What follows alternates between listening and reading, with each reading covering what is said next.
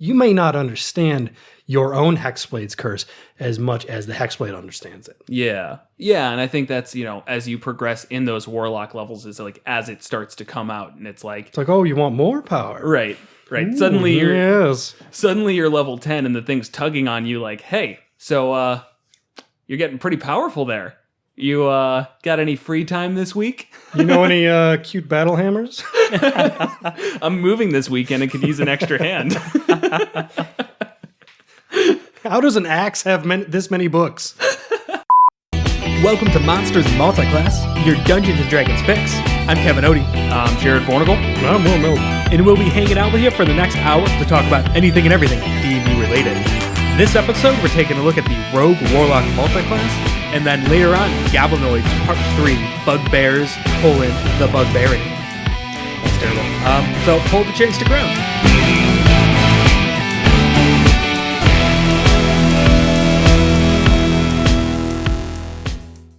All right, so our two classes this week for our multiclass are Rogue and Warlock. The Rogue is the edgy martial class, raised on the streets, turned assassin just to survive. Dex requirements 13 to multiclass. And then a Warlock is the edgy spellcaster who made a pact with a powerful being, is now a total dark and brooding type. Charisma requirement 13. So first thoughts from Kevin. You're really reductionist with these. You just narrow this down to this little scope. No wonder none of it works.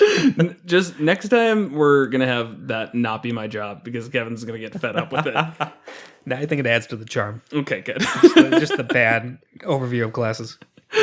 Well, I'm hoping everyone kind of knows what these classes are. Hopefully, but I think the important thing is this is the stereotypical view of these classes is sure. Rogue, dark and brooding, martial. Warlock, dark and brooding, spellcaster.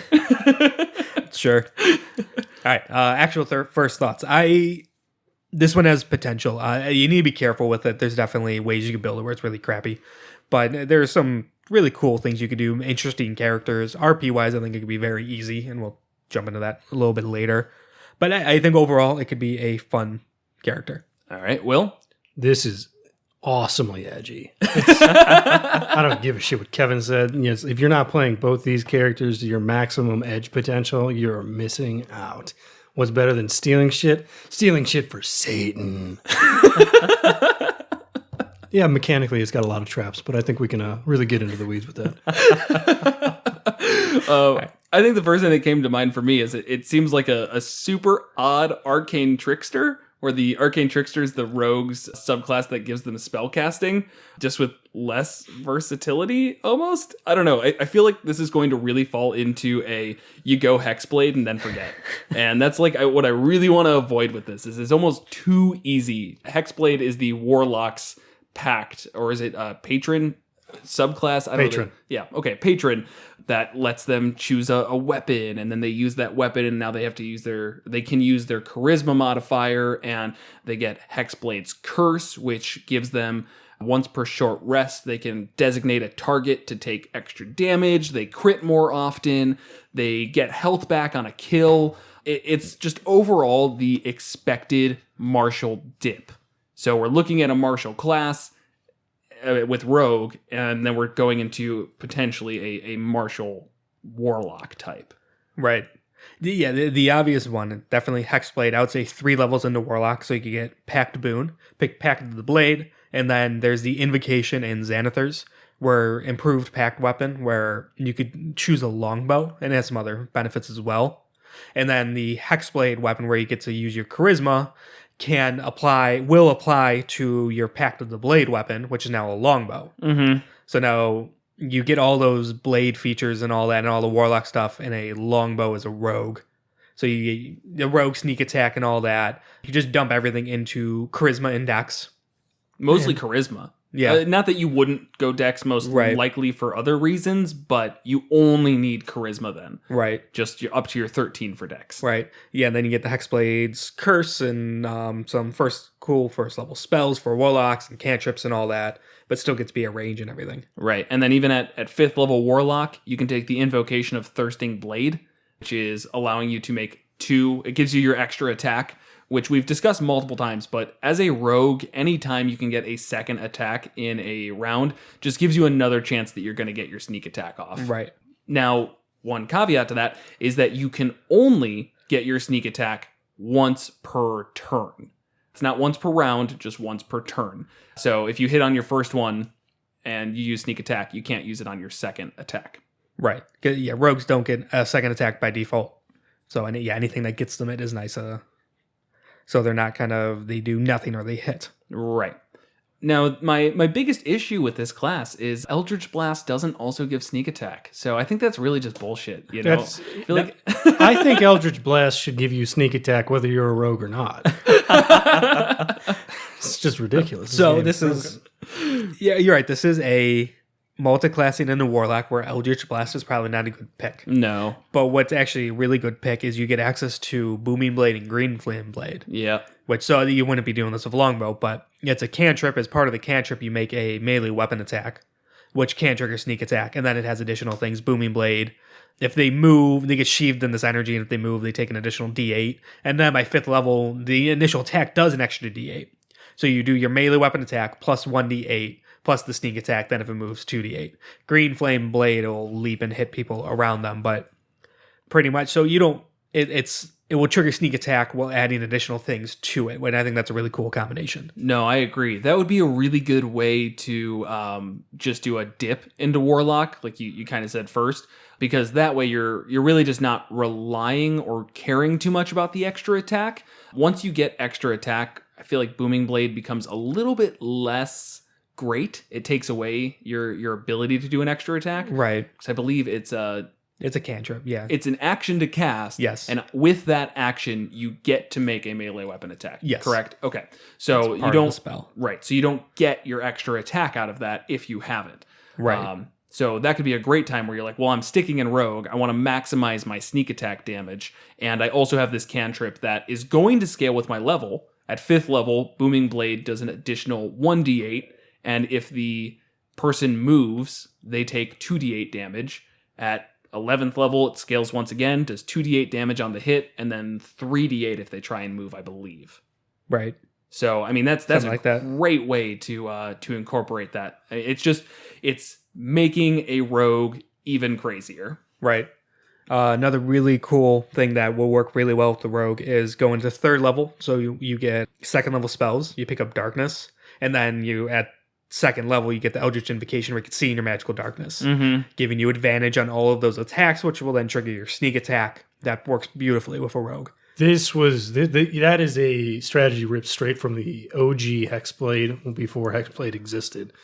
That's an incredible melee strategy. Yeah. And that's how you scaled up your level 1 fighter or level whatever warlock to actually work, is now you have advantage all day long. Right. And hitting, with sneak attacks on all of those.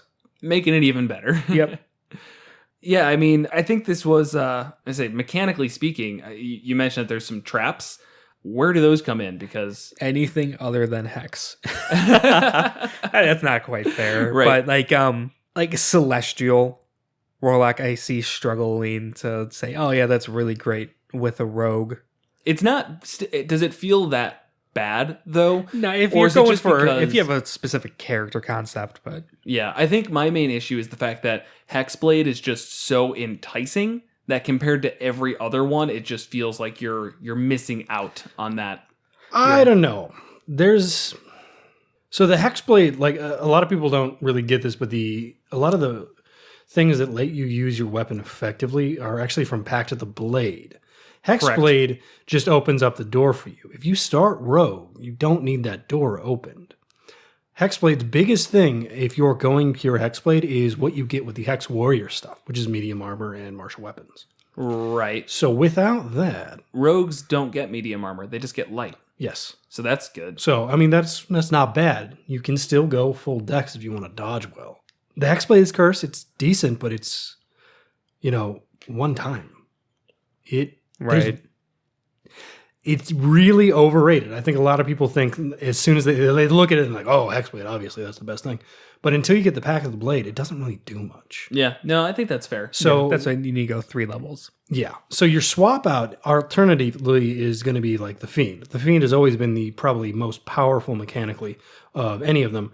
Dark One's Own Blessing, reducing hostile creatures to 0, and you get temp equals your charisma modifier plus your warlock level. That's temp HP, easy. Dark One's Own Luck, you can just basically re-roll or add stuff to fails. Right. It's That's not really- to level 6, though. But Yeah. So if you do pursue Warlock, the Dark One's not bad. It's not bad. The other one's yeah. not bad. That's true. You have to go the Fiend and then still Pact of the Blade. Yeah, I think Still that's beneficial, probably yeah, and the then- core of it. Yeah. Ultimately, though, I think the biggest traps with this are if going a high level in both, trying to balance it, because both of these are classes that benefit from really focusing on one of them. Rogues, your sneak attack just keeps increasing as you go, and that's what keeps your damage in line with everyone else. If you're, let's say you're a level 20 character and you're 10 and 10, like you're really kind of hurting yourself there. Your sneak attack is not anywhere where it needs to be. And then the Warlock spellcasting being so unique where it's scaled, all of their spells are always cast at the same level based on their Warlock level. You need to keep leveling in Warlock to keep up with that. Right. Because, I mean, at 10th level as a Warlock, you still only have 2 spells per short rest. Right. They're at 5th level, though, which, I mean, is kind of nice. But, like, I mean, compared to a full spellcaster at 10th level, you don't have that much to work with. Right. They do get some Eldritch Invocations, though, that allow them to cast spells, as I understand. And that's this is where the real trap is. It's not quite the spells, but the Eldritch Invocations. It's been explicitly stated this is a Warlock level thing, and most of the good ones are level limited. Right. Mm-hmm. Right. Yeah, that's true. Yeah, so I would focus on Warlock and dip into Rogue or other way around. Focus on Warlock, dip into Rogue. Or I guess focus what on would you, Rogue and dip into Warlock. If you were focusing on Warlock and dipped into Rogue, what are you really getting? I guess there's still a lot. We've talked- Expertise, yeah. sneak attack, cunning action at 2nd level, Which and your is- first roguish archetype at 3rd level. And by 3rd, your sneak attack damage is also going up. You know, this is actually a time where I could see Swashbuckler working kind of well, where they get their additional way of using sneak attack, where if they're alone with something within 5 feet, they get to use their sneak attack. Right. That can be good if you're going Hexblade. Once again, Hexblade. And then even if you did want to go 9 levels into Rogue, you get to add your Charisma modifier. Panache. Yeah. So that, I'm sorry, I think right off the bat at 3rd level, you get to add your Charisma to your initiative. Or am I making stuff up? You're making stuff up. I hate when I do that. So 3rd level, you get Fancy Footwork. During your turn, if you make a melee There we attack go. against a creature, the creature can't make an opportunity attack against you for the rest of the turn. And then you get the Rakish Audacity. That's where you can get your sneak attack if you are alone with somebody and don't have disadvantage. There we go. Okay. Rakish Audacity, I will actually back you up, does kind of fit well with the Hexblade, because there's a few things that you like hunt the person down for the entire battle. Right. So that's really good and actually aligns well with Rogue on the idea of finding the strongest person and going after them. Because I feel like that's where rogues really start to benefit. I mean, if you have 10 different creatures on the field and you're like, I'm going to get my sneak attack on the one that has 10 health. It's like, well, you're wasting your time. You know, do it on the big target and, you know, really wear them down. So this gives you a different way to wear them down, you know, to single them out while everybody else cleans up the rest.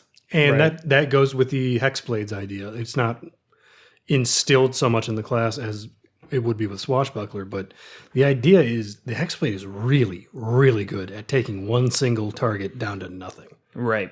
And I think role-playing wise, it even just kind of fits in my head where the Swashbuckler is the charismatic rogue. I'm saying now that doesn't really come into play until 9th level when you make persuasion checks and it's contested by, I think, it's Wisdom insight. they make an insight check. You can make a persuasion check contested by a creature's insight check. So it's really more about role playing there than it is mechanics. I think we've talked multiple times where panache. Panache. Oh, that's right. I always say it the wrong way. Panache. Yeah. Where panache is probably not that great. It's not exactly changing the battlefield. No. So, whatever. That's give or take. But I think that just that rakish audacity and just the idea of the swashbuckler go really hand in hand with what a warlock and a hexblade are going to offer. Right. And then you could take some invocations like Eldritch Smite as well, which kind of adds to the whole hexblade, just being able to just end someone's day. So you could spend a spell slot to do 1d8 force damage, and that increases per spell level. It's basically like an unholy smite, like the Paladin Smite. So they get the Eldritch Smite, and then they get the sneak attack, then take the hex spell and hex them, and that's a 1d6 extra. Or they do the darkness thing and you get an advantage and all that. And if you have Hexblade Curse on them, you crit on a 19.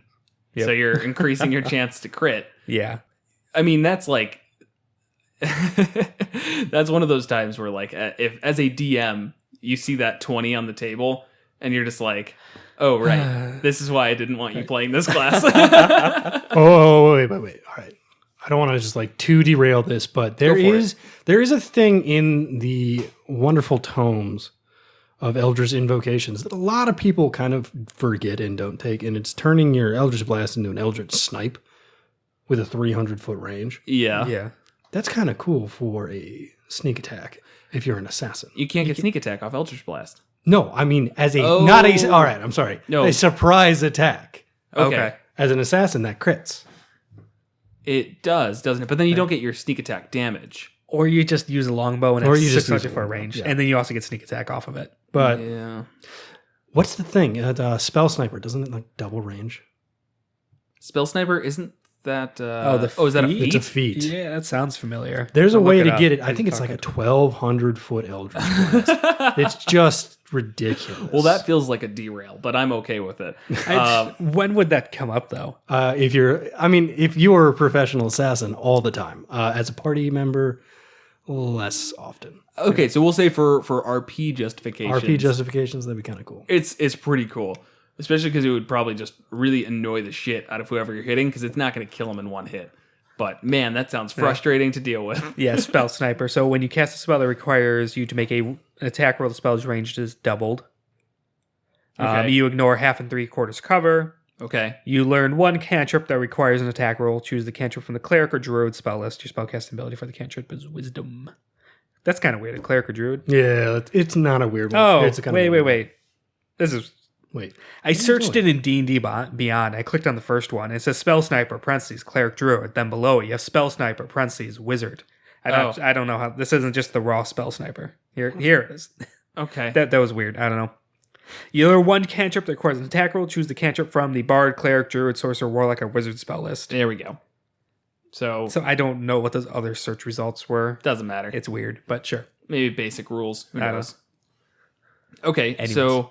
all right, so you can grab Eldritch Blast off of that, which has nothing I say to do you don't with even Warlock. have the multiclass to Warlock. You could just pick that spell and get it. But to get the actual double range, you'd have to get that Eldritch Spear, which Right. is the invocation. So then you have a 600-foot Eldritch Blast. And that's like Or only with the justification. feet. But then you get Longbow, which does 600-foot anyways, the disadvantage, and then you pick Sharpshooter. Right, but you're and then totally there you go. missing out that you also dip into Sorcerer so that you can get the Meta Magic Distant spell. Oh, that's the one. That's the one. So now you're making it a 1,200-foot That's Eldritch how Blast. it is. Okay, all right. I knew there was a way to get this. You're just like, if I'm... Just use a longbow. Oh, really? Shooting it for like 1/5 of a mile away 3 times. And it also pushes them back 30 feet. Oh, that's where it really comes in. I mean, before you were just like hitting them, now you're pushing them back. Yeah. Oh my god. That's another invocation. I know, Yeah. but like that's what makes it really So good, right? I think that's what you might have been thinking about when we were talking about there is a trap here. And I think that's pursuing the Eldritch Blaster in combination with this is not the best idea. Yeah, no, I think that's a great point to bring up. It seems like focusing on either the rogue aspects where you're gonna play into your sneak attack or going into Hexblade to make sneak attack just a little extra flavor with all of their bonus actions, with the what else comes in? Expertise, just being able to be a bit more of a skill monkey. 3-level dip into Rogue and Hexblade and Pact of the Blade, which I don't even think is entirely necessary. Pact of the Blade? Yes. That's the only way you could get your second attack. That's what I thought. Extra That attack, sucks. yeah. People mix those two up all the time because Pact of the Blade was such just like a trap choice for the entirety before we got Hexblade. Right. He's like, why don't you just take the tome or the pet? It's like, as a rogue, this is actually a very obvious choice. I think flavor-wise, the pet would be pretty cool, though. As a rogue, you could have like a little closet thief friend who you can just like send into a room to like steal stuff for you. Yeah, and I think it's actually a little sad because you can't really... It's very hard to put a thematic thief into a campaign and have him not be bored and useless. You do have to kind of really make sure the damage is still there. Yeah. You can't steal your way out of most encounters. Okay, well, I'm going to prove you wrong. Let's kill my character in Out of the Abyss. I'm going to play a thief character. Oh, yeah. We're going to steal the demons.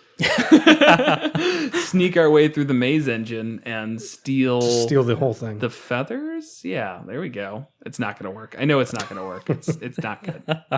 Well, I do actually like the flavor. If I was a thief, I would be like, what can I do to get a tiny invisible demonic pet that can just go anywhere and I can see through?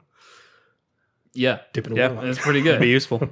I say one of the things with Pact of the Chain that I always thought was a little bit weird and never like very useful is like additionally when you take the attack action, you can forego one of your own attacks to allow your familiar to make one attack with its reaction. If you are above level 2, that is a humongous waste of everybody's time. Right. So like I never got like why is that even a thing? It is the worst scaling thing probably in the book. Okay, that confirms it for me then. So there's nothing that familiars get that like ever make their attacks better, correct? No. Okay. No, I could think of a couple weird situations where for whatever reason you as the warlock cannot attack but your familiar can, so it's something. Or like, I mean, if you're paralyzed, can you still do that? I think no, when you take the attack action. I remember that because my hammer was floating in the air. I was like, boy, I wish I could hit that beholder with that floating spiritual hammer. But for some reason, I'm paralyzed and can't do that.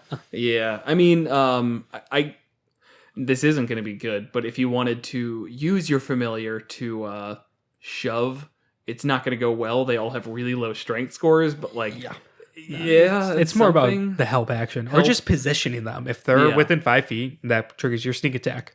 If they do help, you get advantage. That's the next actually attack gets advantage. Point. Yeah, that's a great reason to go into Pact of the Chain. They're just fragile. You gotta keep them invisible and not have them do anything. Just boop, stand there.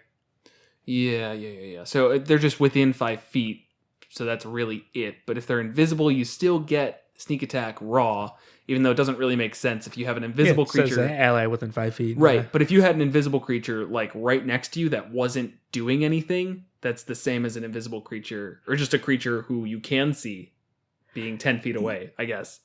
So you could argue that it's still going to distract the person enough. Like invisible, you could. There's no special role to like know there's that invisible person there to and attack them unless they're specifically taking the hide action. Okay. So the idea is you're still going to hear them a little bit. You're going to be aware there's something there, and that's enough of a distraction for the rogue to capitalize on it and get creepy demon laughing in your ear. There you go. Is enough to distract you for sure. Yeah. So yeah, in that, all right, you did kind of make me a little understand where that's coming from, but the counterpoint is now your tiny bag of hit points that's giving you the sneak attack does have some hold on the creature's mind, and he would be like, oh, I'm just going to smash it. Right. If it's like a melee creature, it's like, okay, so I see that person over there who's shooting me, which is super annoying, but why do he's these also, arrows hurt so much? All right, but Is like it also that thing? basically that. Just turn really quick and, take your disadvantage attack on the closet that I'm sure has like 13 armor class. It just doesn't scale. That's it. It doesn't scale well. Did you look it up or are you guessing? I'm holding it over right now. Oh, okay. On D&D Beyond. They are substantially better than the Find Familiars you can get from the spell. Correct. But that doesn't mean anything when the Find Familiars from the spell have 1 hit point. Right. It has 7 HP. It has resistance to cold, fire, lightning, bludgeoning, piercing, and slashing from non-magical attacks. Immune to poison. It could shape change, which is nice. What can it shape change into? Centipedes, remember? We had Yeah, that. that's right. Centipedes. A bat, a centipede, a toad. It can turn invisible through the Pact of the Chain. It has resistance to magic. Like it's a lot more survivable. It makes for a really good scout or stuff like that. It makes for an incredible scout. It makes for a mediocre combat companion. Yeah. unless you're like also using buffs on it, but that's like just they calm are down. free. If I'm not mistaken, they are free. So you can just be like, Cast it as a ritual. Yes. we're not that close. you go directly into combat every time, buddy. Doesn't Find Familiar require material components? If like, do you have to pay that every time if you can cast I think it the as Warlock a ritual? doesn't. It doesn't say that it doesn't, but it's also really not that much. 10 gold worth of charcoal, incense, and herbs. Oh. Yeah. Yeah. Okay. So it's 10 gold to bring it back and an hour of your time. I mean, every combat, that'd be annoying. Yeah. Yeah. Yeah, You that'd be do it over super short annoying. rest. I feel like it'd be like something that I'd want to do for a one shot, like a low level one shot, but as an actual character. You get tired of it. Yeah. You'd be That's like, fair. wow, I wish I didn't have this little guy. I mean, they obviously still have some use, right? No, That's they're scouting. They're a right. great choice if we're not talking about this multi-class. Okay. And that's fine. It's like I liked having that guy on my side for It was super useful. being a I regular. remember warlock. that character, yeah. Who was that? Was I around for that? It was Yeah, that was... that was the dragon one. Yeah, That was my first Horde Warlock, of Dragon man. Queen. Okay. I don't remember that at all, to be honest, but not a big deal. Son of Peter. Yeah. That actually, it all just came flooding back, to be honest. Oh, yeah, Centipeder. And I remember you had a name for him as a bat, too. I just don't remember Mr. what it was. Baddington, I think. Baddington, yeah. I didn't think it And then was... that Warlock that died simple. in a White Dragon's Lair, I think. Yep. You ran away. I was repositioning myself. No. Yeah, that character, that was not a very team player character. No. Yeah, and he... I No offense, it wasn't a remember. very memorable one personality-wise. We've had significantly better since, but it was an early one. He got killed by kobolds. It was a she, Yeah. yeah. She got killed by kobolds. Yeah, she ran away and got ambushed by kobolds trying to flee the dragon's lairs. We were still fighting the dragon. You deserve that. No. They're hand waving away what was going on. I actually polymorphed somebody into a giant ape, and I was looking to just like basically hide while you beat the shit out of the dragon, which is, I'll give you, not very team playery, and I was a huge coward to do it, but it just blew up in my face in a kind of disproportionate way. Yeah, I think, that was a bad fight all around. But yeah, I'll We also won it. agree. Yeah, but I'll also agree with your statement, though, Kevin, of not your most memorable character. I think Saucy, Rin, not so much. See, I'm blanking on her name now. Even the Phoenix Sorcerer. Yeah, I liked her. She was fun. I liked her was too. all right. She put. That was actually my mechanically reimagining. she was well. That was my reimagining of Oh, it was supposed to be. What's her name? I'm from Konosuba. It was a little Megamine-ish. Yeah, Megamine. Oh. It's Like just supposed to be doing insane explosions. But yeah, that was my reimagining of a very boring class to be a little bit more fun. What was her name? I don't know, man. Oh, it's gonna frustrate me. I've gotten way better at that.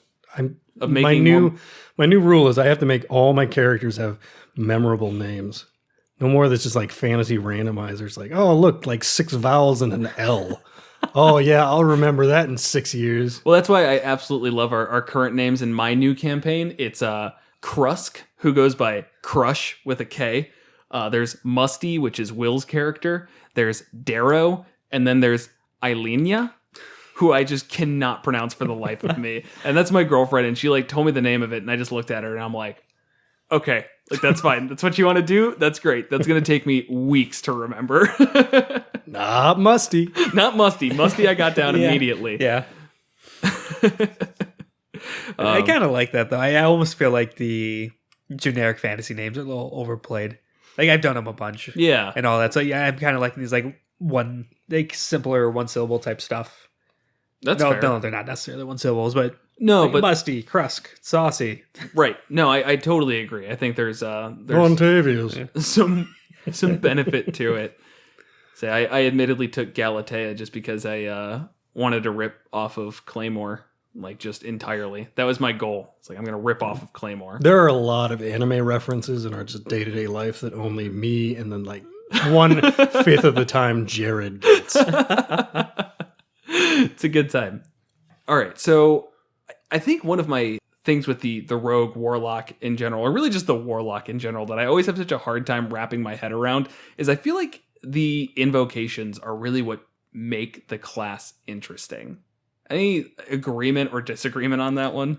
I don't think anyone's going to disagree with Okay. that. Because every time I look at them and I'm like, this class is so simple. And then it's like, you look at the invocations and there's like 40 of them. And it's like, oh, okay. I feel like that's really glossed over in like the rest of the class explanation. Invocations are what adds a lot of the customization. There are some really obvious ones that are intended for combat and kind of mechanically optimal picks for combat. Which the Eldritch Blast one, which I can't... Yeah, like the Agonizing Blast where you That's add your it. charisma to it, or the Thirsting Blade where you get an extra attack, stuff like that. But that doesn't mean that's all you should pick, especially when a lot of times flavor over mechanical optimization can make for a lot more interesting character. There's some really just fun invocations out there where you can do some interesting stuff at will and things like that. Yeah, I think So it's like you really have to use those to, as I said, just flavor your class. Like Exactly. I'm looking at Gift of the Depths right now. That's a 5th level invocation you can take. You can breathe underwater and you gain a swimming speed equal to your walking speed. You can also cast water breathing once without expending a spell slot, and you can redo that on a long rest. Okay, so I mean that really makes sense if your background has anything to do with water. Yeah, you look Yeah. at that and you say, what a dumb fucking pick. Unless you want to be like a creepy kind of water-breathing, non-water breathing race. Right. That's awesome. It's like, Right. I swore myself to a horrible squid monster that lives below the bottom of the ocean. I should be able to live in water. It's like, Yeah. Is that going to come up in a campaign? I don't know. But if it does, that's cool as hell. Right. Yeah, it's a 2-level dip into Warlock's a good way to add any sort of flavor. Right. Because you get pledging your allegiance to get all the Warlock powers is a major character point. Yeah. Like, that's not something you could just gloss over. That is such a major thing of character. So that's a shit ton of flavor added right there if you're like multi-classing into it. Then at 2nd level, you get your invocations, where you can just pick cool stuff. Or especially like if you're a rogue assassin, then you take the Mask of Many Faces, where you can do Disguise Self at will. Right. Just indefinitely as much as you want. Yeah, that's really nice, actually. yeah. There's been a lot of times where I feel like I wouldn't have minded a disguise self spell, or just anybody being able to change what they look like in Out of the Abyss, even, which is not like a roleplay heavy campaign. No, right. the Warlock is the perfect one to do this because they get these at-will nonsense things. Right. But I'm going to rewind a little bit and say what you said about it being a big character moment, I almost entirely agree. Yeah. In general, a warlock dip is the most significant thing you can do as a multi-class in the game, roleplay-wise. It overshines clerics, paladins, and by far all the other classes, except for Hexblade, which just has probably the weakest flavor in the world. Because Kinda, yeah. you are pledged to a sentient weapon from Shadowfell, and they just don't really give you any details. Right, you're not like selling your soul to the devil or siphoning mind-breaking power from an ancient eldritch evil. There's an axe it's sitting in a cave in a different plane that tells you what to do and gave you Eldritch Blast. And might also tell you to like, hey, come and find me. Hey, come and find me, or don't. I don't care. I'm pretty cool. No, he doesn't even want you to. That's the thing. There's the flavor of the Hexblade. I have been like looking for it for forever. I just don't see it.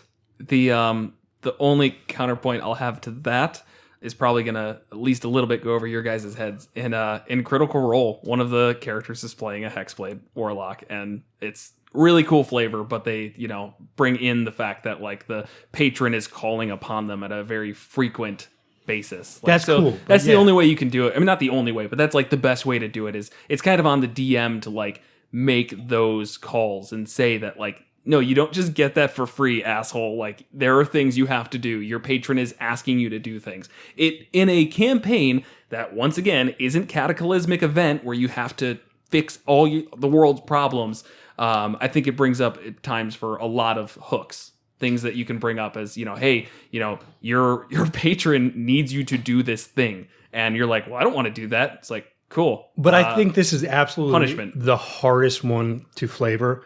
Because a archfey, a devil lord, a demon, anything else on this friggin' list is a lot easier to say he's demanding something from you than that axe in a cave in Shadowfell. You're being reductionist in the sense that it's a mysterious entity that manifests in a sentient magic weapon. Just because it's in a magic weapon, that means that it's a sentient magic weapon in this plane. Maybe in the Shadowfell, it has a much deeper and stronger power, but it's currently manifesting in the material plane, and maybe its request is that you find the blade and that you unlock it and you allow it to come into the material plane or whatever. That opens up the door. But when you just say that's a magic battle axe and it's going to be over there and one day I'll get the magic battle axe and it'll be like, hey, great, I get to kill stuff. Yeah, that's kind of boring. The other counterpoint is like you almost put that demand as like, for flavor, you have to give me a magic weapon. Like staring the DM down. You don't want my character to be boring, do you?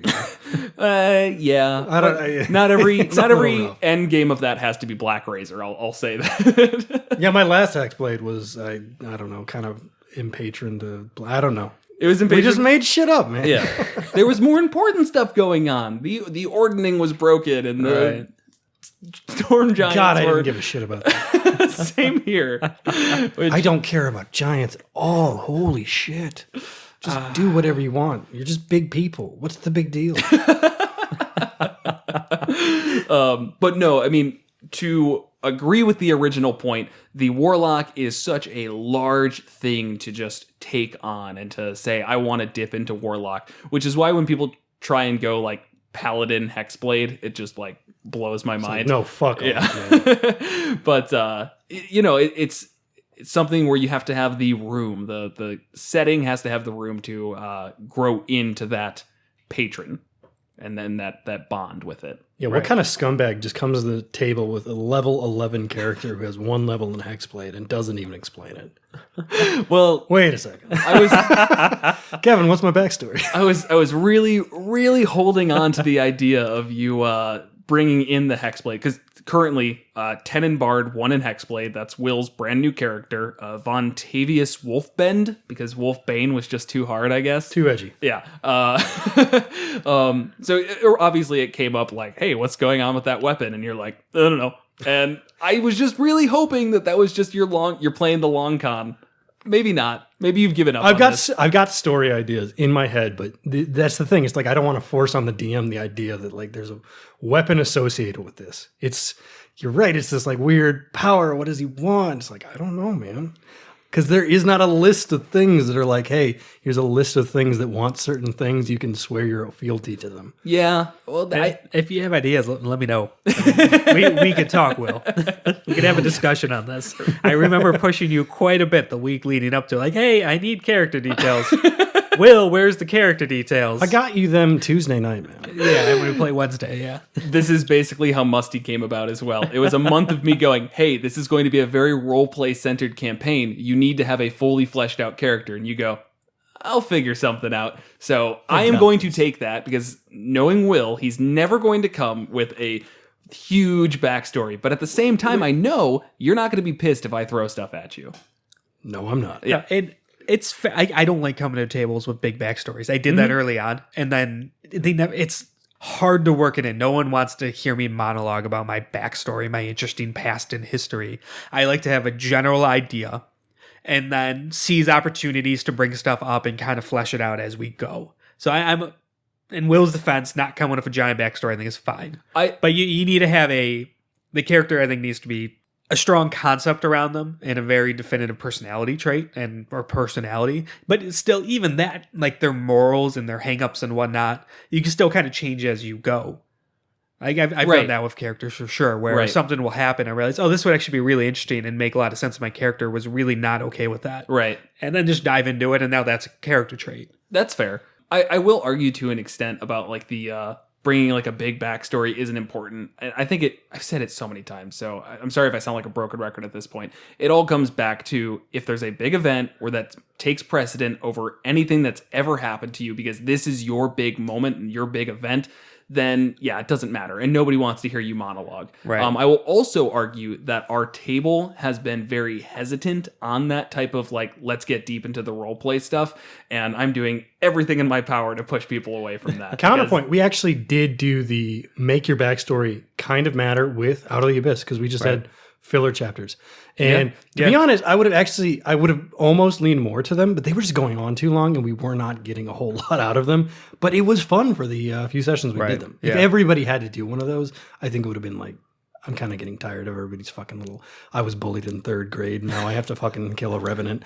It's like, all right. There's demons, guys. Come on. Right, and that's what it always Yeah. comes back to. Is it's like, this is cool. Let's spend some time on this. But like at the end of the day, we didn't put too much time into making our characters interesting enough to like hold on to that idea for too long, because it does end up with, I was bullied in 3rd grade, we're going to kill some revenants and let's move on to the important stuff.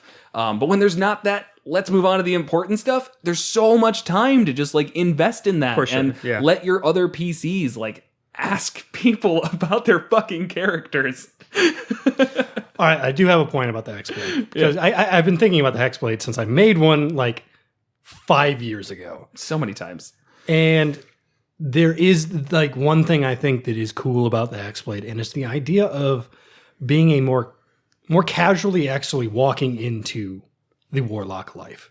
I can see that being a more subtle thing. You almost can swear fealty to a magical treasure you found. Right. Some kind of artifact. Maybe you even sold the artifact. But to gain power, it kind of enticed you. So there's like, it is less obvious than saying, selling like, your soul to a devil. It's more of a slow burn. Yeah, you kind of slipped into it and didn't even notice, and like, oh, sweet powers. You may not understand your own Hexblade's curse as much as the Hexblade understands it. Yeah. Yeah, and I think that's, as you progress in those Warlock levels, is like as it starts to come out, and it's like, It's like, oh, you want more power? right. Ooh, Suddenly yes. you're level 10 and the thing's tugging on you like, hey, so you're getting pretty powerful there. You got any free time this week? You know any cute battle hammers? I'm moving this weekend and could use an extra hand. How does an axe have this many books? Hey man, I'm bored. So yeah, again, it's I think the Hexblade can be cool. I will say it is also one of the Warlock ones you can dip into and just like kind of forget about, and nobody's gonna really chastise you for it. So Right. but mixed with a rogue, I feel like we haven't talked about the combination of their classes too much.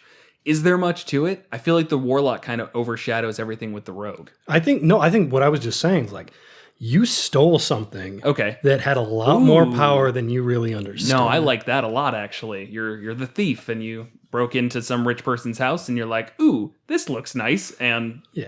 now you've got a pact with a... And I lean against it being a magical item of any real power or significance, because you're kind of forcing that on the story. It's like, oh, I get a +3 sword because it's my story, man. You can always argue the just a yet. coin. The yet, it's not that powerful yet. It's a very slight connection to the material plane right now. And once you get to level 5, you're getting that thirst of the blade. It's getting stronger as you get stronger. But even that's still kind of bullying. It's like, come on, man, level up my sword. It's not. It's through invocations. So it's Well, yeah, no. It's If totally you do fine. the invocation, that makes sense. Yeah. If you're asking for like a more powerful magical weapon, you're kind of forcing the issue on the DM. It's almost taking it out of the DM's hands in a nice way, where you're like, no, you don't get a +3 sword because there's an invocation that gives you a +3 sword. If you want it, that's what you got to take. You're stuck with this weapon. And you're like, oh, but can't I just take... No, you took the Hexblade's curse. Just get over it. Dude, just shut the hell up and give me Black Razor back. Why does this druid have a black razor? I don't know. Musty just kept asking. All right, so that's one way for sure. I think the other way is just pointless to even think about, in my opinion, like role-playing wise. And that's, Which way? Like, you start as a warlock and then you go into a rogue. You get ostracized from civilization pretty Okay. much. Like, it's very obvious you have sold your soul to something terrible, and you got these really creepy powers, and you're kind of like, no one will hire you. You Right. can't work. You learn to survive on the streets. Okay. Yeah, even Pick up not, some skills. even you not learn to be doing an the opportunist. the urchin thing. It's just like, I started worshiping Satan and then joined a gang. Assassin works, though. Yeah. That's Dark Brotherhood shit right there. Oh, yeah, which for sure. I like a lot. Yeah. That's some good flavor. Yeah, some kind of Dark Brotherhood would be cool too. So yeah, you join a cult. Pretty much. Um, An assassin's cult. I'm gonna say no. That's kind of built right in, yeah. I'm gonna say no to Scout, which is like the naturey one. Unless you went the Archfey Warlock, I could see that potentially working. Yeah, work if something. you wanted Yeah. to make something out of Or it. if you take scout in the sense of like a role in the military, it's a kingdom who is a little questionable on their morals of what they'll do for power, and they're having their soldiers take these packs, they take it on patrons. Super soldiers, basically? Yeah, taking on patrons for increased power. I mean, fuck, the Zentarum probably would do that. They for Yeah. sure, yeah. Yeah. No, that's actually kind of cool. Yeah. And that works with Mastermind as well. Yeah. I think you can kind of just reverse them, just go in a different direction. I see zero reason any kind of crime lord, crime boss would not start entering packs with demons. Yeah. For sure. Actually more confusing why they haven't yet. Yeah. Okay, so then so I think that honestly takes care of, for me, Inquisitive, Mastermind, Scout, Swashbuckler, and Thief. All of those work. What about Arcane Trickster? Does it make any sense?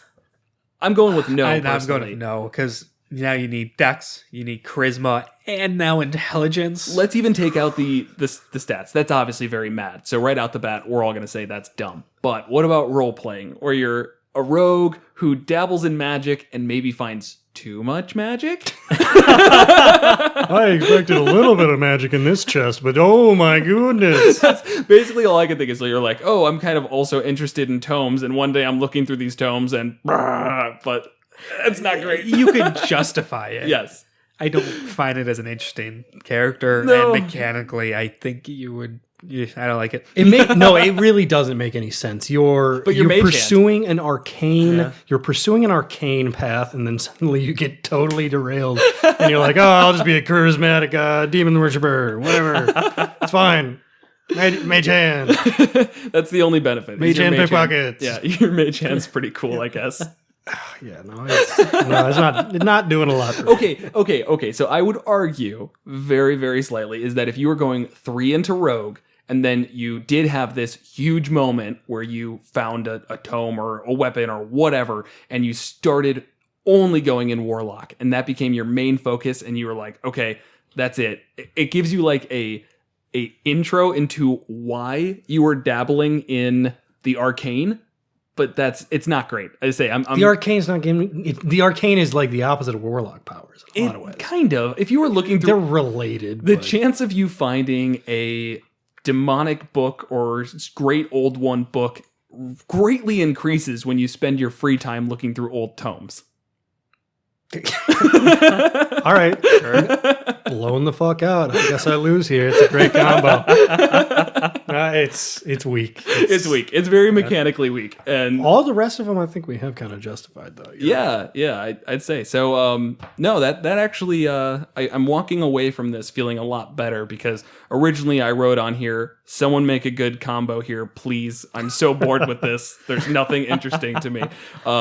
Last thing I have written down is something that you kind of mentioned already with making your Pact of the Chain invisible, but Archfey actually gets greater invisibility at 7th level Warlock, so you can cast greater invisibility as a rogue, and that's giving you advantage on everything and helping you with the sneaky stuff. That's nice. That's one thing that I did not bring up, so that's pretty good. That's it. decent. Yeah. But 7th level's kind of a little far. Yeah, and you can get that elsewhere. Yeah. Or you can get your party member to be like, "Hey, bud." Can you cast greater invisibility on Yeah, them? then you don't have to worry about the concentration. Yeah, well, yeah, but then they do. But And yeah, it sounds dumb, but like you're currently not concentrating on anything else, so like it's true. yeah, like, Hex. is Hex Hex is yeah. concentration. That's always a tough one. Okay, all right. Anyways, that's one last thing. I don't have anything else. I guess my final thought on this is that these are two classes that are a little bit tough to multi-class, in my opinion, only because both have something that you want to pursue all the way.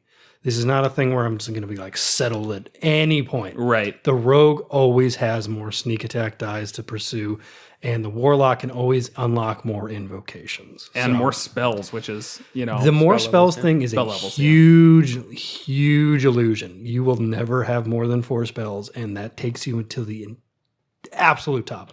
You get 3 at 11th level though. 3. Which is, I'm saying, if there's a time to like accept it, and be Yeah, like, that's high enough. 3 5th level spells with 5 invocations.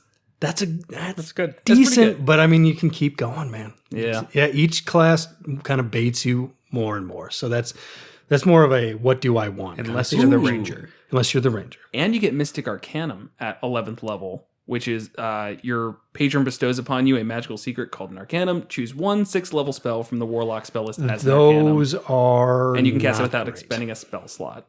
How is that not great? You get a 6th level spell, Yeah, their spells are not great. but you're basically getting a 5th spell.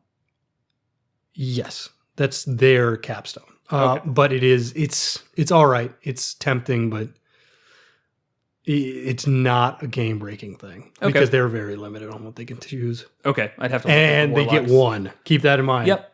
They get one spell ever for that level. And Unless it's long they- rest. Yeah, that's one of the biggest choices you make as a warlock. Okay. Kevin, any final thoughts? Nope. Okay, we Nope. covered it. Yeah, it's time to move on. We're at 50 minutes again. Why- We keep doing this. That's great. It's almost like we're enthusiastic about this. yeah. Also, now that it's every other week, people just are going to be... I can say these could be probably longer. Yeah, there we go. If anybody has a problem with these being longer, then, I don't know, Skip ahead, man. let us know. Yeah, skip ahead. Be like, oh, wow, that's enough of that class. On to Monster of the Week. I've got the chapter markers in there. I lied. I do have another thought. yeah, real quick, just for the sake Yeah. of thoroughness, there's a few more really good spells Warlocks get. So we talked about Booming Blade and Green Flame Blade. Warlocks also get Toll the Dead, which is just a nice option Yeah. for rogues to have. Always. It's like a save based and very high damage, the D12s. Hex, we mentioned Darkness with that special invocation. They also get Hold Person, Invisibility, Mirror Image, Counterspell, Fear, Fly, and Hypnotic Pattern. All good. Yeah. All good stuff. So the spell list basically is just, it opens a lot that mesh very well with the rogue. Because I think that's what Yes. you're Yeah. saying, yeah. And reminder, you can look at the other things you get in the various patrons you take. They add cool stuff too. Yep. Yeah. Definitely. All right. So, as usual, if we missed anything, feel free to let us know. I don't think we said that last episode. We suck at consistency. know. We never came up with a name. Also suck at consistency. Oh, I feel like Wargoo. Wargoo's okay. That's what I got too. Let's see. The Gulag. The Gulock? Okay. All right. All right. Guelock. Gulak. Gulock. Just is ripping good. it both off the back, man. It's either that or the Warg, which Warg. doesn't sound good. I say we could just kind of start combining just like random stuff like the War. So double R there. War. Warak Gula. Okay, that's stupid. this is frustrating no. now.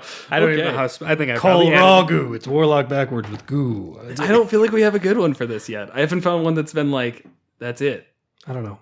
Huh. All right. Well, then that's the fans' first job. Can you come up with a better name than Gulag? Hopefully. Yeah. As also, And you by know, better we mean worse. Like right. Better, worse. yeah. Yeah. It's a certain amount of shit that you just gotta be able to take some mastermind to think of. Rook. Rook? ROOCK. So the mispronunciation of Rook. Okay. Moving on. Moving on. If there is anything that we missed in this multi-class or something that you think was cool that we didn't go over, feel free to let us know through Twitter, Reddit posts, whatever.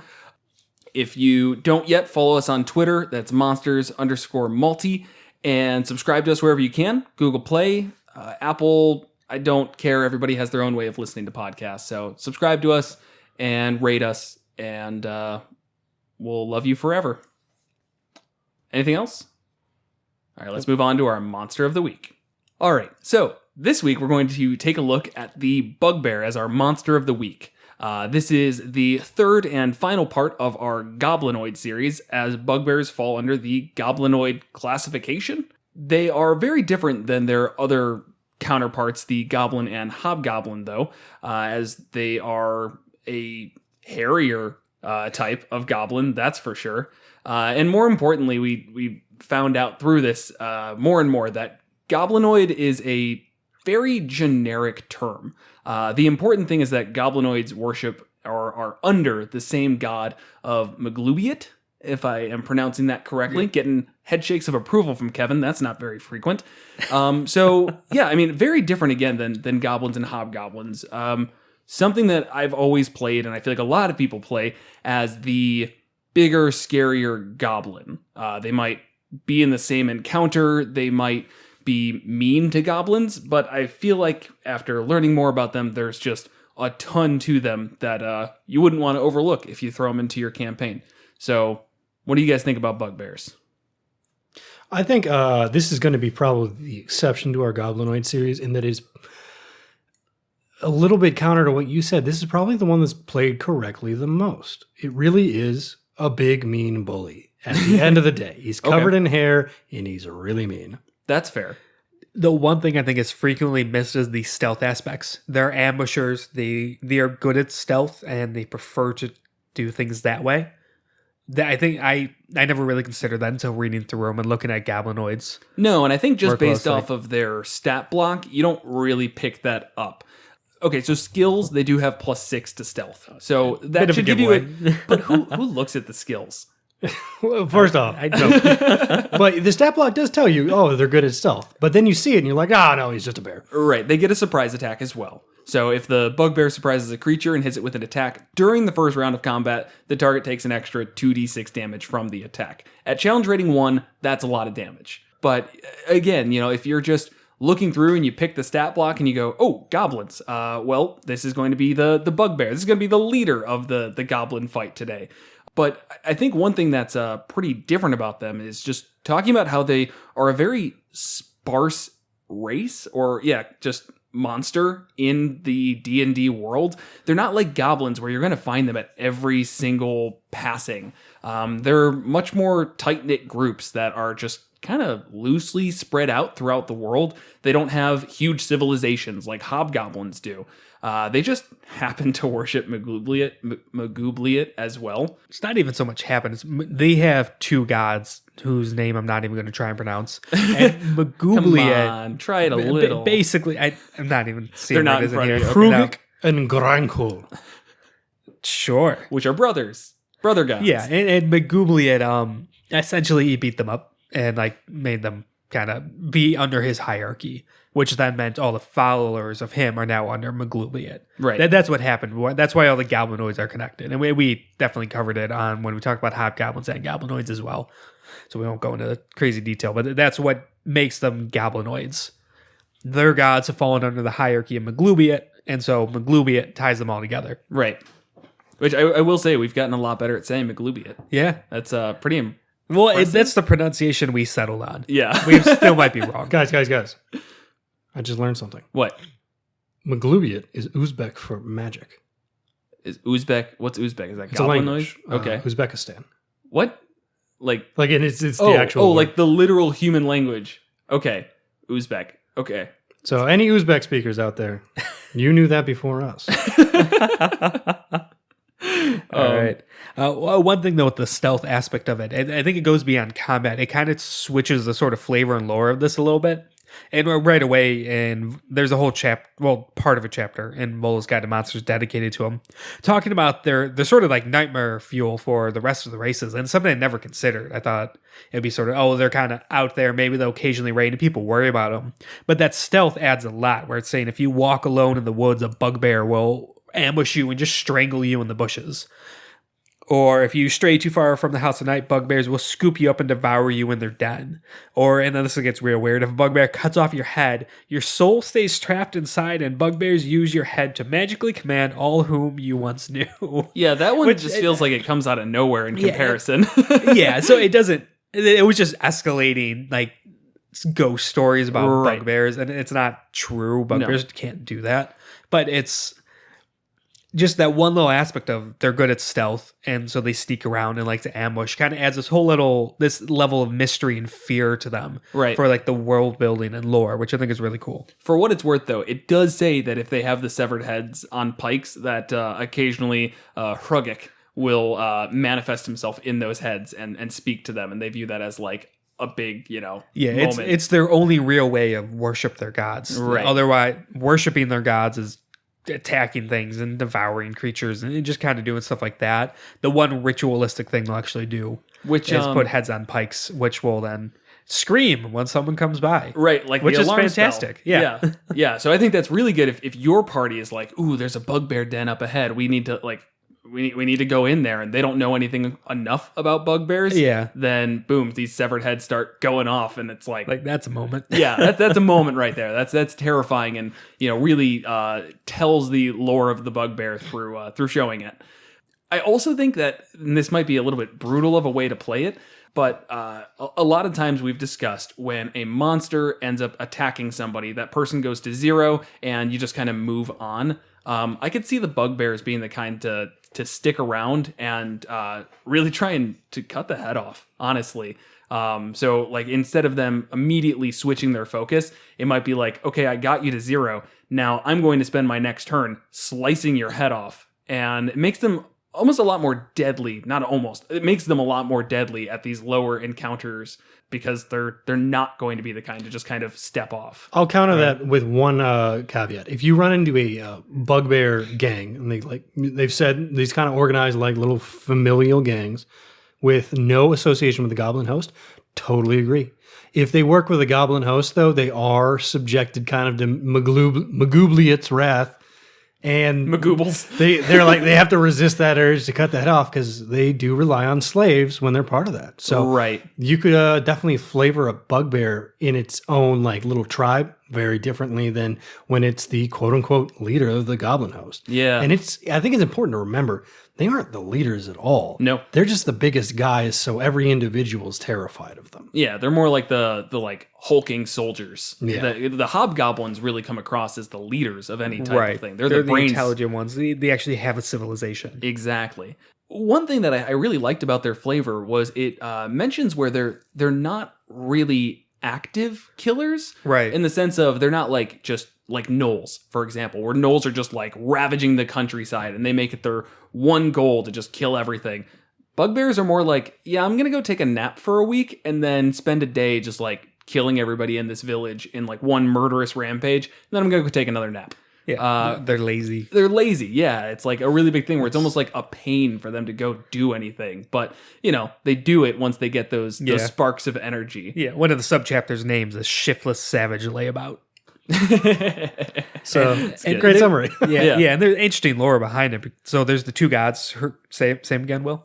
Hrugik and Grenkol. So it's not that hard. Hrugik and Grenkol. So Hrugik is the fearsome warrior, right? And that's where they get their strength and prowess in combat from, and size. Fucking units. Yeah, and then Grenkol is the cunning, intelligent one, and that's where they get their stealth and their ambush tactics from. And it's saying when Grenkol bestowed this power upon them, he sapped their energy. So now the bugbears sleep for Grenkol, who no longer has to sleep. Right. Which I thought was just a cool kind of world building. Yeah, but tidbit. But then that lets them get that, that stealthy, ambushy aspect. Right. Which, again, like the ambush side of it is, again, at these lower levels, when you're talking about a +6 to stealth, that is a lot. That gives them a lot to work with. If you want it to be a random encounter, it's perfectly set up for that.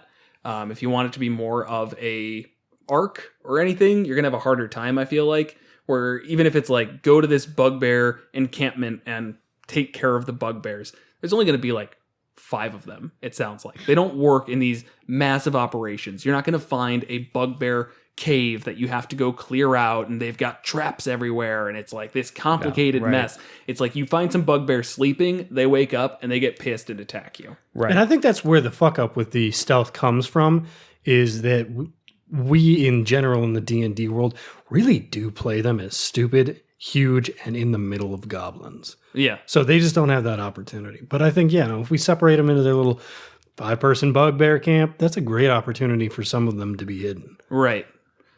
I mean, I could even argue that in a goblin-focused engagement, again, encounter, or if we're talking longer term, whatever, you could still use Bugbears as like kind of hiding in the shadows and popping out at their opportune time. Yeah, no, and I think you're wasting a lot of challenge rating points if you aren't using that feature. Right, exactly. I mean, as a stat block against some low levels, they're not bad by any means. They still hit hard. They've got 2d8 plus 2 with their Morningstar attack. It's pretty good. And also, what is it? The brute part of it, which is one of their just abilities, passive ability, I guess you could say. A melee weapon deals 1 extra die of its damage when the Bugbear hits with it. So that's already included in the 2d8, but like just that idea of they're hitting hard. They're hitting very, very hard. Right. Especially when they get that surprise. Yeah. But beyond that, I mean, 16 AC, HP 27. For a challenge rating 1, that's pretty impressive. Yeah, no, the Bugbear is probably one of the peaks of the challenge rating 1 just genre of enemies. This is what your level 1 characters would fear, probably above most other things. Right, yeah. Yeah, where it's like, we need to go kill goblins. And also there's rumors of there being Bugbears in the mix. It's like, that should put the fear of Magooblian in. You mentioned like the rumors and stuff like that about these. These rumors are not really true, but in day-to-day life, a commoner is not going to run into an Illithid. They're going to be afraid of a Bugbear. Right. They're the evilest, strongest thing in the general vicinity 9 times out of 10. Right. Right. And I mean, like, they kind of give off this vibe of being wolf pack like. So it's in the same vein that the idea of wolves moving into your area and like, you know, recently killing your livestock and whatever else. It's like, imagine that, but they're humanoid. They sever people's heads and they specifically kill people over your livestock. It's not great. You know, if you're I don't like that at all. Right? If you're just a farmer and it's like, yeah, so there's rumors that Bugbears are within like 45 miles of here. It's like, okay, we need to be on high alert. We need to hire some adventurers, whatever it is. Right. I mean, it gives a lot of opportunities where I feel like most of the time the issue is they're lumped in with goblins where they can stand alone very easily. They have a lot of things, but I think that the idea of going to them is never going to be as interesting as them getting the drop on your players. Right. And there's, I mean, a lot of opportunities for it. The Bugbear Chief is one of their higher stat blocks. It's the Bugbear Plus. Challenge rating 3. At low levels, that is a boss fight between a Bugbear Chief and a couple of Bugbears. It gets multi-attack and Heart of Hrugik. Advantage on saving throws against being charmed, frightened, paralyzed, poisoned, stunned, or put to sleep. Don't know how often that's going to come up, but I think a lot, actually, because sleep is sleep, and it scales like shit. There's no save on it.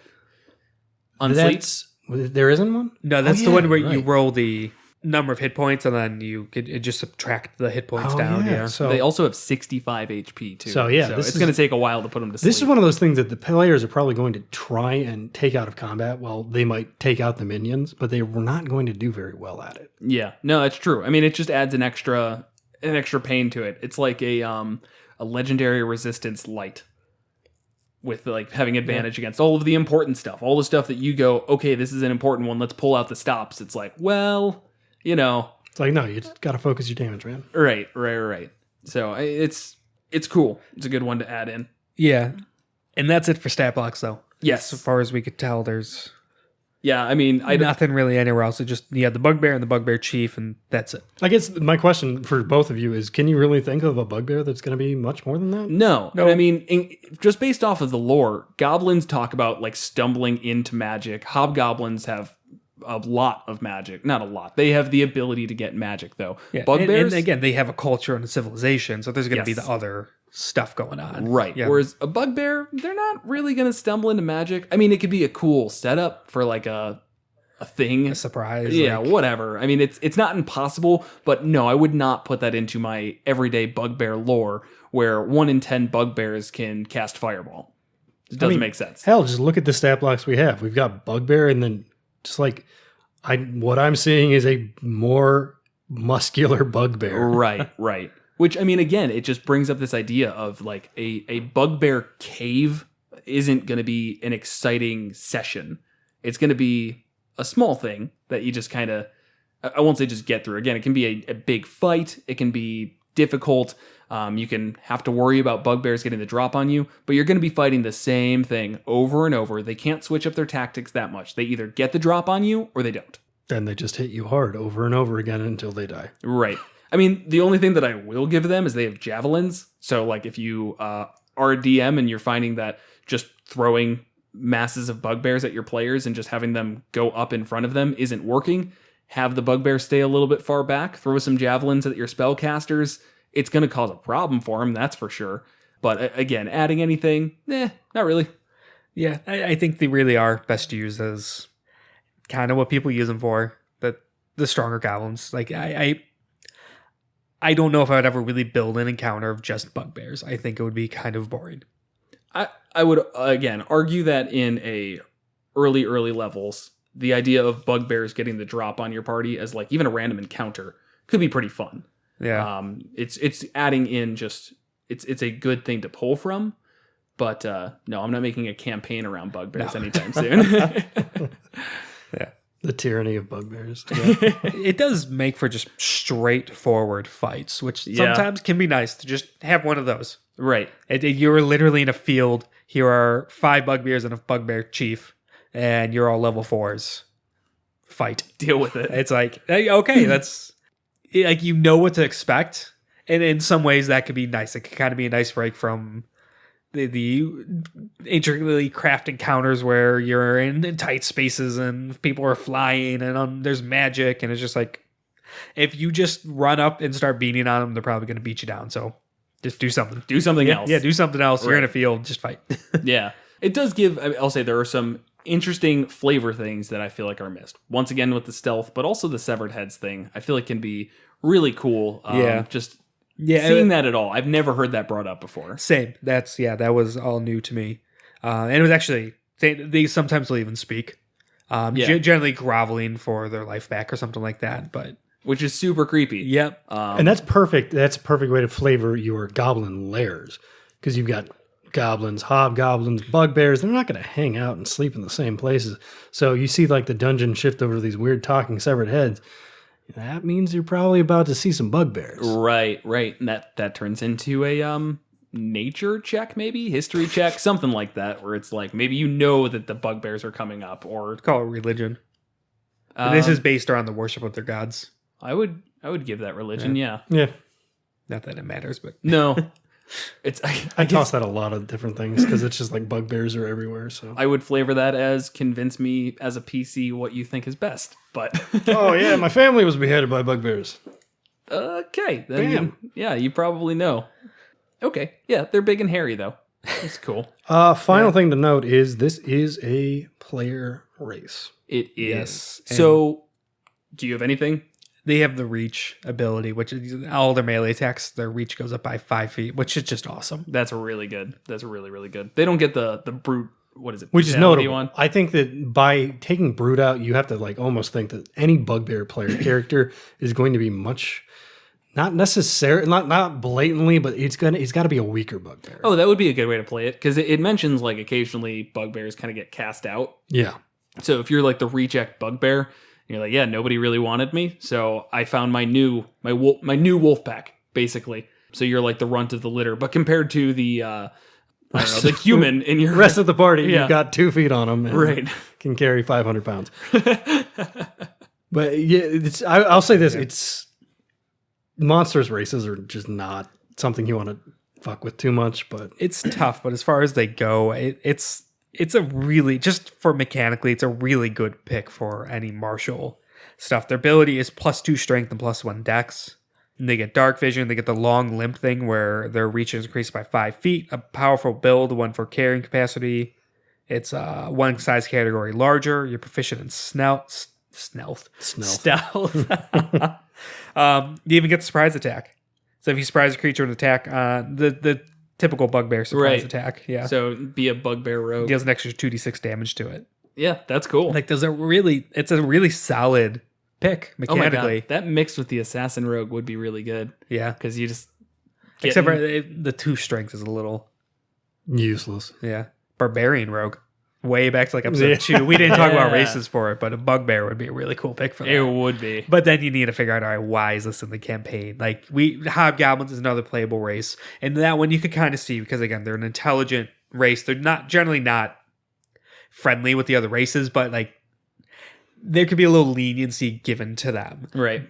Everyone knows what a Bugbear is. I mean, it's... Bugbears will be hired as thugs for some criminal enterprises. So it's true. not a thing that you wouldn't see in the worst parts of Waterdeep, for instance. Right. But at the same time, that is also still not conducive to joining an adventuring party.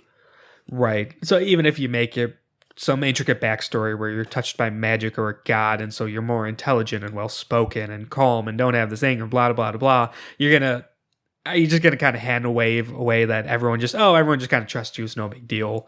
It's like, I would imagine most cities wouldn't even let you in. Yeah, I mean, it could be something you play up. Like you get a class that lets you cast Disguise Self, so that you're always trying to change your appearance. You make yourself look like a furball because they're also huge, but everybody thinks they're friendly. Oh, joke's on you. I'm actually a bugbear. The old, put put your hood up so that way your face is hidden, but it's middle of the day and also you're 8 feet tall, so everyone just looks up and can see your face. Why does that 8-foot tall guy have hairy hands? There's not good ways around it, though. Yeah, you did mention the runt of the litter, and that would be within a reasonable. So they're 6 to 8 feet tall. Yeah. Okay. 250 to 350. So they're 6 foot 250. That's It's a big guy. a big guy, but it's For not you. like it's not like 8 feet and 350. Right. One thing that actually is bothering me, though, is you mentioned that in the playable race, they get that reach ability, or whatever it's called, long limbs. Long-limbed, yeah. Their normal stat block, 5 foot reach. So where does that come from? That is weird. Yeah. Yeah. Wait, are so you sure about that? I'm bro? looking at it right now. So unless D&D Beyond is wrong, which has happened once, it just seems a little odd to me that they just kind of give you that just because. I mean, it's cool, but now I'm just imagining a bugbear with extra long arms because they're a PC. You're right. It's just 5 foot range. Maybe the bugbear chief? Nope, 5 foot, 5 foot, 5 foot. I feel like that's wrong. I feel like I've seen that and it's wrong. I don't know what you want me to tell you, man. Tell me that I'm right, man. You're But right. it is kind of interesting omission. They do have long arms. No, I totally agree. Yeah, there's no denying that they have pretty long arms. 10-foot reach though is pretty fucking huge. 15 with a spear, man. Yeah, I know, but I'm just thinking like 10 feet away from me right now. Like Oh, Nope, not man. even close. Wait a second. not even have a big club. Wait a second, guys. Okay. Does this change Whip's Nettington? Oh God, into what? He wouldn't have disadvantage on nets Why? because he's 10 feet away. Oh, because it's considered ranged, but it only has a 5 foot range. Is that the issue? I thought they just had disadvantage all the time. Man, nah. Yeah, it's considered a ranged attack Yeah, of a that's the range of problem. 5/10. So it doesn't increase your reach. You though. should, but if you've got When making long a melee arms, attack on your turn, your reach is increased for 5 feet. Net is a ranged attack. Okay. With the regular range within 5 feet, disadvantage range up to 10 feet, No. but a ranged attack well within 5 feet. For- But you could take crossbow expert. Yeah, no, we've already discussed this. Yeah, but- for anyone who is unfamiliar with the Legend of Whips Nettington, it is Will's fantasy character, and not just in the D&D type of fantasy. who I Dream wanna character, let's go with that, where it's a character that is entirely based around netting their prey and whipping them until dead. Exactly. And that's the long and short of it. He's never been made. No, It's a very bad. I really, really think that would be a great article to make, though. Is like the only possible way of making a good Whips Nettington. It's never going to be good. It doesn't matter if it's good. Just make Whips Nettington. No, this is what upsets me though. Is like I feel like because the net became a ranged melee attack, it completely broke itself. But if you added like a 5 foot range, I could like drop the net on you, right? Just drop it on your head, and then 15 feet away, just whips for days Huh. with my huge long arms. Is there no way to like increase your range on something? I don't think there is. Not like that. That's not a common thing. Is it even like 5/15 or is it just 5? 5/10? 5. So it can be 10 at disadvantage. Yep. But it's at disadvantage anyways. Yeah, so that's what it's saying. You always have disadvantage. People have wondered if it was an oversight. And they're like, no, just don't net people. I don't know. I don't know the official stance on it. Official stance is whoops. All right, so Whip Snettington is topic. probably not a bugbear. Well, no, I guess what I was going to get at is I think Sharpshooter would let you throw it at 10 feet without disadvantage. Oh, there you go. So if you took Sharpshooter and Crossbow Expert, both of them together, which one of my players currently has, so it's not that out there, right? Then you can have your net at not disadvantage at all times. Oh, you're a sharpshooting crossbow expert. Yeah. Correct. And you only have whips and nets. Also correct. Ooh, net gun. Net gun. It has the exact same statistics as a net, but you're like shooting it Why would I do that? for the flavor. All right. That's it. It's just you load up your gun with a net and you like throw it out. So that's your reason why it's I don't know. That's all I got. Also, you're right. The net is 515, not 510. I don't know what I thought, but okay. not that it makes a big difference. So anything over 5 then is still disadvantage. Right. Right. Okay. So I mean, 15 feet though is not great. But again, with the sharpshooter feat, being able to throw it 15 feet away, not at disadvantage. Literally only taking it to throw nets. Yeah. You can say, and then it has No damage. they are restrained. It has a creature can use its action to make a DC 10 strength free in itself, or attacking it for 5 slashing damage when it has an AC of 10. So it'll get out easy, but it kind of wastes its turn. Yeah, So that's the basically, you're point. trading turns because it takes your turn to do it. It's an action to throw it. Unless you get to. Bonus action whip. Is it an action to throw it or is it an attack? It's an attack. So once you get multi-attack, you throw the net. I'm telling you guys, we need to make this an article. This is going to go platinum on somewhere. We can make something out of Whip Snettington, and one day we will. I regret ever coming up with him. No, you don't.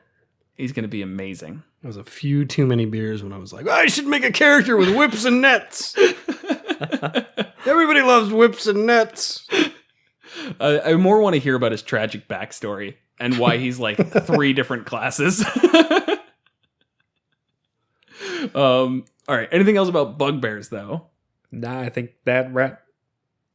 Are you making a rap joke about the nets? No, That nets. I was about to say that wraps it up for Goblinoids, but it did not give you guys a chance to say if there's anything else for Bugbears. So I stopped myself. Okay. Well, I'm going to pretend you were going to make a that wraps it up joke with the nets thing. It's not really wrapping. It's more of a netting.